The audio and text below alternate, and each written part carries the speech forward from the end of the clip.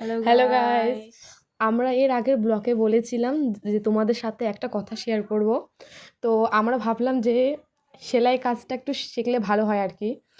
তেমন কোনো উদ্দেশ্য নেই সেলাই কাজ শেখার, জাস্ট শিখতে লাগে বলে শিখবো।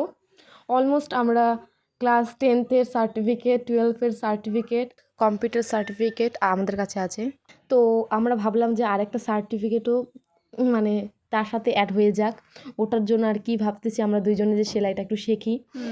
তো আজকে যেহেতু আমাদের সেলাই কাজের প্রথম দিন ছিল, তো আমরা যাওয়ার পথেই এমন একটা ঘটনা হয়ে গেল যে আজকেই একটা বড় গাড়ি পাশ দিয়ে এমন স্পিডে গেল, হয়তো আর একটুর জন্যই হয়তো আমাদের কিছু একটা হয়ে যেত। তো বলে না যে শুরু করার আগেই শেষের দিকে আর কি যাচ্ছিলাম আমরা দুজনেই।